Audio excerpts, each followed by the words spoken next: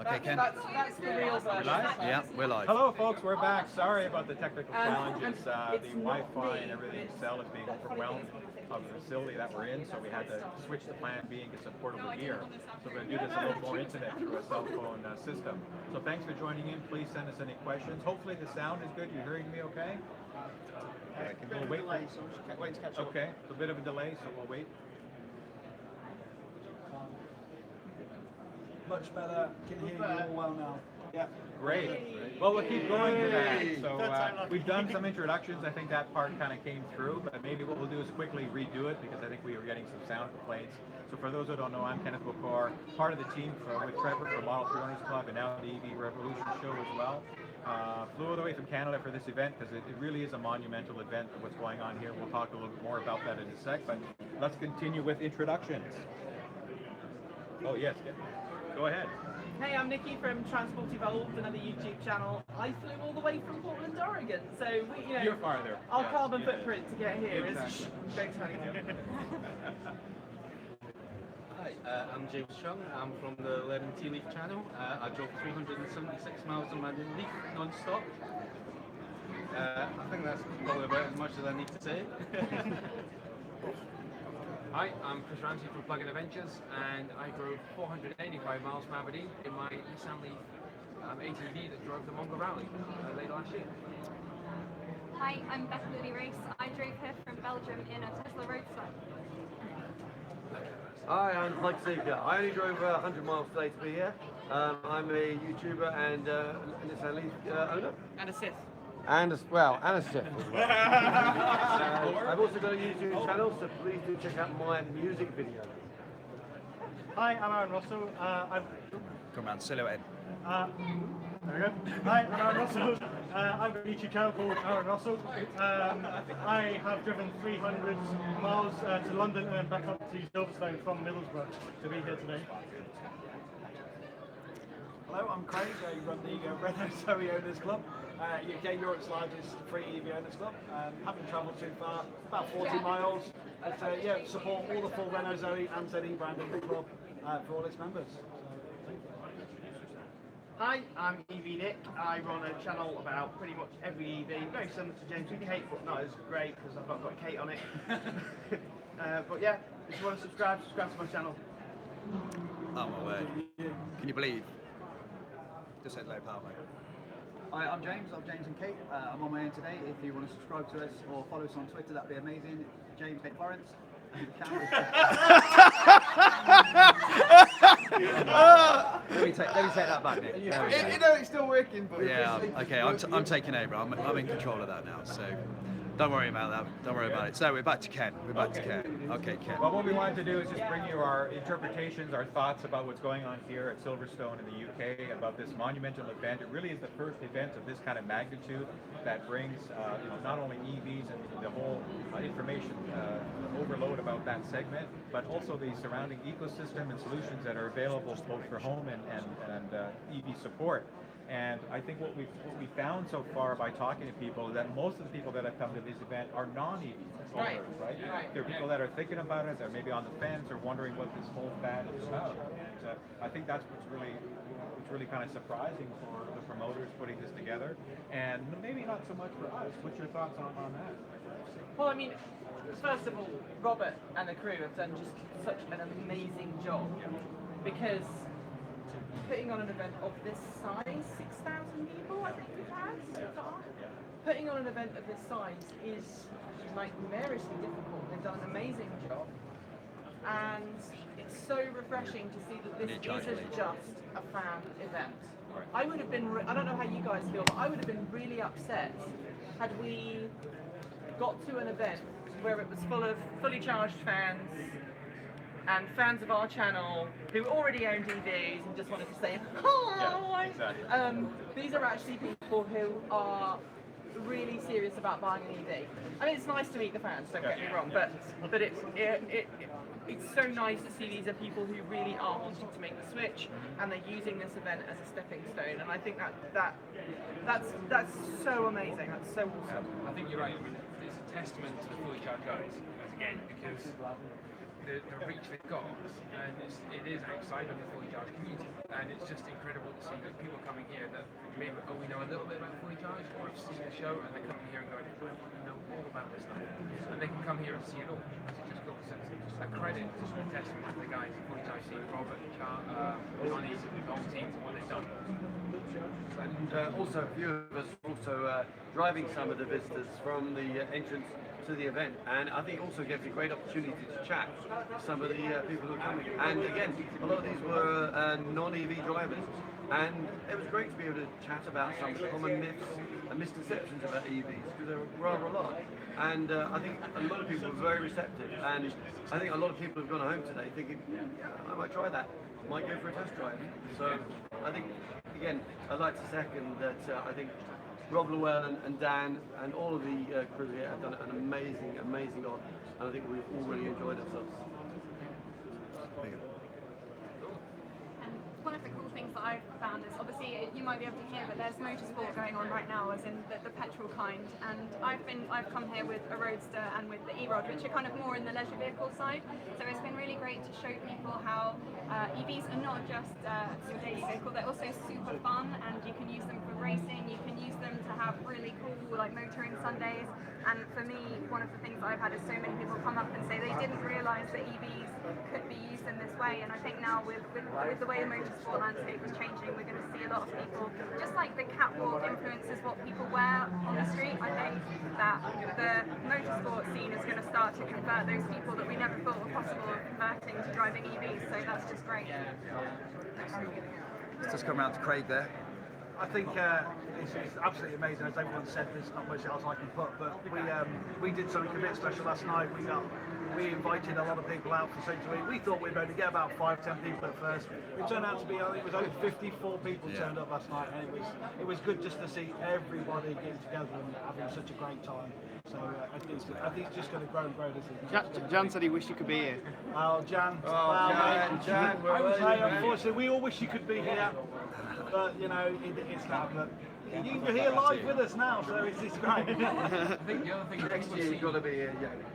people have seen, like, we don't have You're on camera. people just see this.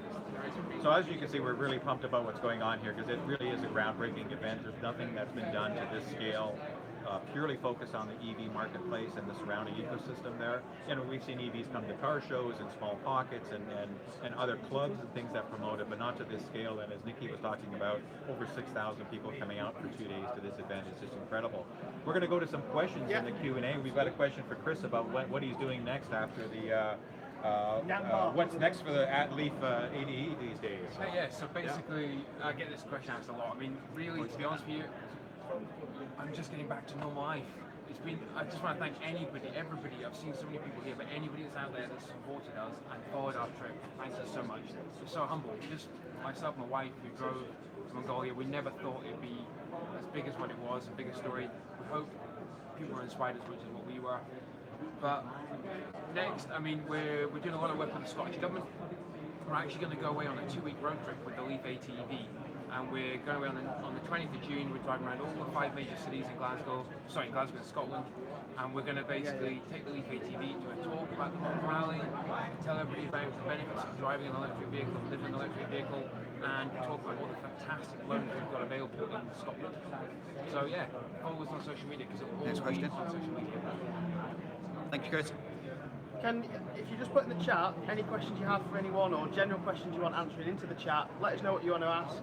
Also, if you are watching the video and you're not subscribed to James and Kate's channel, make sure you subscribe to it. Check out everyone else's channel and subscribe to it, and like this video and share it on social media so we can get more people watching. The stream's doing pretty well now, but there's not enough of you liking the video. There's only 3 likes on the video, so come on, like it.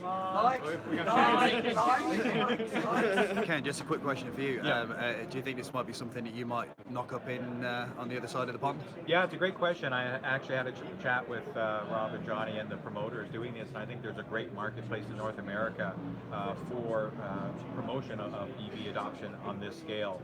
In Canada, there's some provinces that have been leading EV adoption: Ontario, Quebec, and British Columbia. Certainly an audience there. A lot of states, of course, there's ZEV states, and a lot of them have been building infrastructure to support EVs, and a lot of growth there. So I definitely think there's a market that we could take this show, or this show could come to North America and do very well. Again, to influence, to help create knowledge, to help people make informed decisions about the EV marketplace. I think we all can say that people come up to us, and when we talk to them about EVs, they go, well, where do I charge? How do I charge? Aren't you scared about running out of power and all this kind of stuff? So one thing I wanted to add that's a little different is we are at Silverstone Raceway, and there is active racing going on. So the irony is we're here for a quiet EV show, but we've got all these high horsepower, gas guzzling race cars spinning by, and some people have reported about the noise. So that's exactly what's going on today. It's quite ironic. I think Silverstone just seen the future. Sorry. Silverstone have seen the future, and let's have an EV show. Let's have an electric vehicle show while we're having a British GT that's going on today. So well done, Silverstone. You know the future. Excellent. Just a quick question, Beth. Talk to us about the E-Rod. So the E-Rod is the world's first fully electric production kit car, and the only one in the UK right now is downstairs in the garage here. It's built in Switzerland by a company called Keyberts, and it's basically purely built for fun. So it's completely road legal, but also wicked fun on the track too. Right, so we've got a question Thank you for very James. much. Okay. James is currently the camera operator, so we have to switch around. So let me just get the computer so I can read the question. So the question is, James, how the heck did Jonathan Portfield convince you to drive the Brizzy trip? Okay, so being a man, unfortunately, what I did was we needed to get the Twizy down here for fully charged. Jonathan said we'll get it transported, and jokingly said because you wouldn't be able to get it down there. And that was it. The challenge was set. Being a man, I couldn't refuse.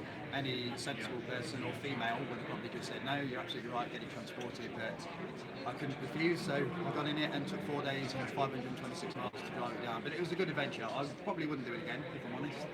But it was enjoyable, and hopefully you enjoy watching it as well. So I just want to answer the question that's just come in. OVO Energy are here today, and they've got a vehicle-to-grid system that they are showing off. I'm going to do a video on my channel about it, but the main thing at the moment, they're giving away the first 1,000 to OVO customers who want to take part. You need to have a new gen Leaf to take part. They've given 600 out, so they've got 400 left for people who are on an OVO 2-year contract to have a vehicle-to-grid charger fitted at the house. It works using CHAdeMO. I hope that helps answer your question. New gen is in the 2018? Yes, Okay. yeah, that gen. Is ride electric motorbike. I have ridden Zero DSR. Somebody just asked about electric motorbikes there. Yes, I have. Anybody else here ridden a Zero DSR? Yes. Yes, Craig. Absolutely amazing bike. The power delivery is just instant, as we all know with EVs. Isn't it equivalent to a GSXR, that is GSXR 1100 up to about 40? To be honest, I reckon it's probably quicker. Yeah. Quicker up to about 60. It's so quick but the power delivery is so smooth, and you're not slipping the gears or trying to change gear. It's proper quick. But as we've seen today down there, there's another company that's coming called Zoco that are bringing in bikes for less than £3,000. Yeah. And it's, I think I'm making the move. I am anyway. But yeah, the DSR, the Zeros, an amazing bike. And that's it. I think they just need to get the price down a little bit, and they've got the market straight away. We're not using the mic. I'll add to that because I'm actually a motorbike rider. Strong lead. Oh my word. Need to get very close to people then. That's good. You're good? So, okay. I was going to echo that Sorry, Craig. from Craig there because I'm actually a bike rider as well. So I'm actually getting rid of my bike and I'm looking for the Super Soco, and it's effectively a moped, a scooter performance, but it looks like a proper road bike. It's really cool. It's amazing. Yeah, and the Zero are now moving this year. I think the new range is going to have even faster charging. It's not going to be DC rapid charging, but it's going to be getting all close to that. A bit like the Renault Zoe, isn't it? Yeah. It's going to be like... And I just think the motorbike market is really starting to take off. You've got Energica, the luxury Italian brand, which they do rapid charging, but they're 50 grand. They're beautiful bikes. So they're the Tesla, they've got the bike range, but Super Soco. The Super Soco thing, the thing that gets me about electric bikes is, I've rode the DSR, the Zeros, but when you ride a proper motorbike, you're out there with the noise, then that's what it's about. And then when you get onto an electric bike, it's not about the speed, it's not about that. It's just that you're out in the open, and you don't have to be doing 80. 40 mile an hour is happy, because no matter what you do with that throttle, it don't make no noise. So I think the electric side of things is really good. I'm totally interested in what they're saying. I'm super, and I think I might make the move over as well. For the money. For the money, I think it's a winner. So, yeah. I mean, I did the North Coast 500, Scotland's Route 66, and you were basically driving that in a Leaf, windows down. No, none of the animals would move. It's alright, just stick up a bit louder. Internal mic. Sorry. So none of the animals would move out of the way. The cows, I had a Highland cow walking right in front of me, and it wouldn't move. But it was phenomenal because you got close to the wildlife, and you were just driving on cruise on and taking in the wildlife rather than actually driving around. It was cool. It was really good. But yeah, getting out on the bike, Super Soco. If you get it, I'm coming to see you. Well, I'll tell you the other thing as well, talking about animals now, because most of the people around here, they don't hear you coming, they're in an electric event, and they're just getting your way like that. Excuse me, hold on. Yeah, it's really good. It's amazing. We're just going to go around to Aaron. Hi. So Aaron, just tell us about the life with your car so far and how. Sorry, let me just speak into the mic. Just tell us how you're getting on with your Leaf and what converted you and got you to where you are now. Yeah, so I picked up my Leaf after watching basically tons of other YouTube videos, other people. James and Kate, is that? Sorry? Did you watch James and Kate? I did watch your channel. I did watch your channel. There were quite a few channels I watched, but definitely James and Kate channel. I had no idea about EVs. Like Lemon Tea Leaf was saying to me earlier, our previous opinion of electric vehicles was essentially milk floats. And then suddenly we see these things on YouTube, and they're much more modern vehicles that are fast, fun to drive, cheap to run, and suddenly my opinion was changed, and I had to find out more.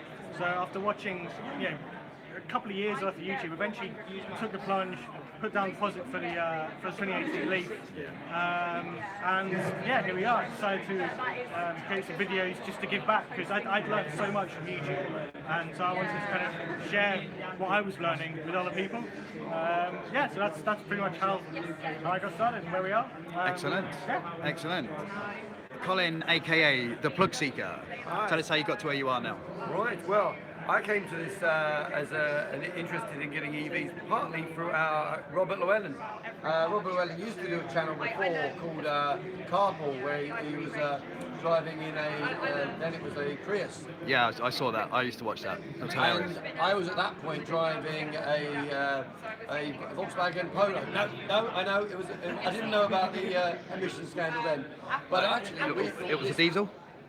It was a diesel. Oh. I put my hands up. But at that point, the Blue Motion was pegged as being a lower miles per gallon car. So I thought I was doing my bit. Now, obviously, since then, I've learned my other ways. Watching Carpool, I was infused to get into electric cars. Started watching the Fully Charged show and on YouTube. And I went out and got a test drive of a Leaf. Leased a Leaf for 3 years. Now I bought one. I'm a year and a half into my 30 kilowatt Leaf. Fantastic cars. People often go on about when you go to electric cars, oh, I'm going to miss that acceleration of a V8 engine or whatever. I would say you have to get in an electric car, you have to try an electric car. There's a different experience. Colin, let me just interrupt you. Somebody just asked, do you think there'll be a 2019 Fully Charged Live? Do I think there'll be a 2019 Fully Charged Live? Absolutely. James, absolutely. What do you reckon? No doubt. Yeah. Aaron? Yeah, it's going to be big. Beth? Do you think there's going to be a 2019 Fully Charged Live? Definitely. Do you think it's going to be in this country? Maybe. I think. Are you on the fence? I think it's going to have so much vegan food next year Yeah, that all the vegans are going to be just overwhelmed with food. So no one's going to want to come to our meat buffet then? Exactly that. Yeah, but if it's corn, they'll come if it's corn. It's corn Yeah. Or they say you're not vegan. So Ken, back round to Listen, you. yeah, thank you. These guys are going to keep going because I've got to run. I've got to get back to where I'm staying for tonight and then catch my flight back home tomorrow. My, again, overall thoughts, is a fantastic event. It really is groundbreaking, folks. I'm so happy that I came out to this and the welcome of all these folks. We had a great time socializing a little bit and, you know, talking EVs and talking about our experiences. So hopefully the takeaway that we can convey to you is that, you know, the EV movement is happening and it really is there. There's a great infrastructure, there's an ecosystem around that. It's not just kind of vaporware, there's a lot of stuff to it. And if it's something that could fit your life or you know somebody where it could fit their life, have that conversation. But there's lots of knowledge out there that you can look for. We bring it in our channels and we try to bring it in our experiences. Quick question for you, Ken. Yeah. Somebody's just asked, are we going to see a video about Fully Charged Live from you? Yes, I've got some snippets of information that I put together walking around and talking to a couple of folks, so I'm going to put that together. Unfortunately, I wasn't able to kind of interview Robert or Johnny, which I was hoping to do. They've just been slammed from the schedule, but I'll put a video together. It'll be a segment on one of our shows and with our thoughts behind that as well. Excellent, thank you very much. All right, thanks guys. Okay, take care. So that is it, ladies and gentlemen. Oh, another question for, sorry Ken, you're quite popular. We have another question for you. What's your thoughts on the failed Tesla Model 3 road trip? I think this is referring to the one in Greece. Oh, yo-yo? Yeah. You know, again, the level 2 autonomy stuff that's out there, you know, with ProPilot from Nissan, Autopilot 2, stuff from Tesla, they're not flawless systems, right? You need human engagement, and I'm not 100% sure on all the details of what happened in that incident, but certainly I know Tesla would investigate it if there was anything to do with the autopilot system failing or doing something weird. But again, these are systems that are there for aids, not from a reliance perspective. And you know, Yo-Yo was very upfront about, you know, stating that he was texting on his phone or reading something, he took his eyes off and something happened. So, you know, I don't think it's a failure from a Tesla perspective.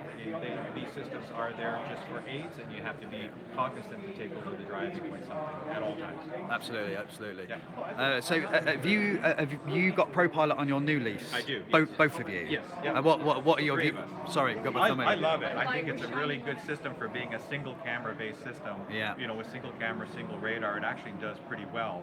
But there are instances where I push to the limits and it's failed from that perspective, right? Yeah, I mean, for me, going up the A1, it does cut out sometimes, but the overall benefits of like the safety feature outweighs the sort of like slight glitches in the system. But it's like what Ken was saying, you have to be in control of the vehicle, even when it's activated. It is an assist, so it does help you to sort of like do other things while you're driving, like eat your crystal and drink your Coke. Are you allowed to do that? Maybe. You can have a sip of coffee. You know, but you're absolutely right. And you have to engage these systems at the appropriate times. So, you know, from a Nissan perspective, they tell you ProPilot's not really to be used on windy roads with hills and things like that. More so motorways and clear things. Or inner city driving where you're in a lost stop and go and it's going relatively slow. But the adaptive cruise works well. And for a single, again, camera-based system, I'm pretty surprised at it. I think it's fair to say that most people really, they want it for the motorways and the highways, and that's driving around town. You don't really need it, do you?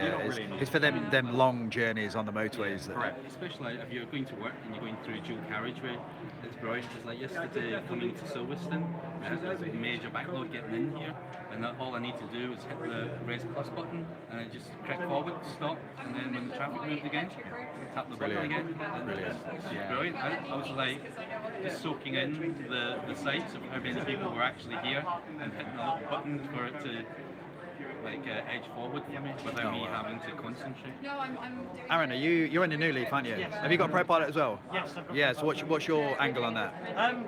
Well, just to reiterate what those guys are saying, like Nissan have been unbelievably clear on the messaging that it's not going to drive the car for you. Yeah. When you're using it, it does remind you quite obviously that there are some limits, like there are certain things it's quite clear it can't do. Like for example, changing lanes, it won't do that for you. It doesn't handle roundabouts because it's not designed for that situation. It's designed for motorway driving. As you were saying, if you're to use it in the town centre, it's not the right environment. It's not designed to deal with pedestrians stepping out, bicycles stepping out. It's designed for straight line driving for long distances with very little changes in road conditions. That's what it's designed for. The changing lanes actually is quite good because you're able to transition between the lanes quite smoothly, whereas if you compare it to like a Tesla Autopilot, it can sometimes be a bit snatchy. So it just completely disengages. It's a fluid transition, which is nice. So that's it. I think we're done. So this is Beth. Where can we follow you, Beth? Beth Lily Race, Twitter, Instagram, maybe Facebook. I don't really do Facebook. The other two. When are we going to see your E-Rod? Can we see your E-Rod anywhere, anytime? It sounds so weird.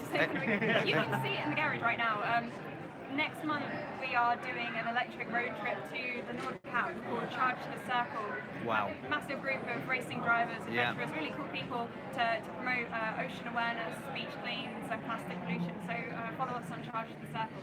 Excellent. And will we see it on YouTube anytime soon, do you think? Yes. Excellent, yes, that's because, good. Because I'm rubbish at YouTube, but the other guys are not.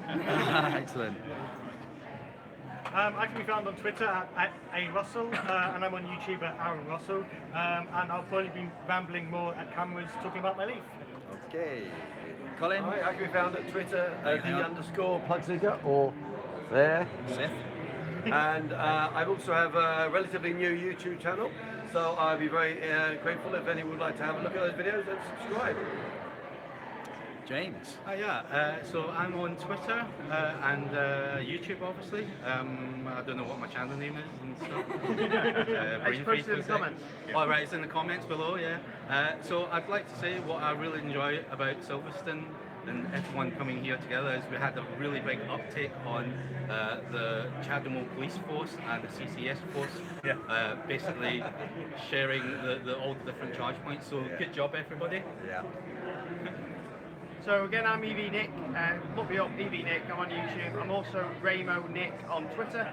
Just tweet me whatever you want. I'm always willing to get ideas for videos, whatever you want to see. And I haven't left yet, but I will soon. Kenneth McCore, Model 3 Owners Club, of course, and the new EV Rev Show. So for Twitter at EV Rev Show. Please send us emails, comments, and tweets. Trevor and I will continue to follow the EV market, and again, this experience is just a really great eye-opener. And I thank all my fellow EV enthusiasts here for including me in their endeavors, and now I'm Nick's personal assistant as well, so I've earned a promotion there. Can I just answer a quick question now? I've just seen one come up. Can you hold that? Absolutely. Yeah. What the question says, what do you guys think about the new EMB 200 getting active cooling? It's exactly the same cooling that was on the original. On the older. There's no difference apart from the battery chemistry and the size of the battery. It will give a higher range. The Leaf won't get an upgrade because you can't. Well, you could physically retrofit, but it'll be a nightmare of a job. So the 40 kilowatt Leaf won't get the upgrade. The 60 kilowatt will get thermal management, whereas the heating and cooling. So hopefully that answers your question. And then if I just take that back and then go around to Craig. Mine's quite easy to follow. It's the Renault Zoe Owners Club, RZOC, on Twitter, Facebook, and also on YouTube. So yeah, follow us, subscribe, like, and everything, and hopefully see you again next year or at another event. EVs in the park. Make sure you're all there. It's a free event, biggest event for free for any electric vehicle, and it's in Coventry, 21st of July. Everybody, big smile. Thanks for watching. Thanks for watching, everybody. James just said, how do you end it? Like this. You end it by pressing the big X.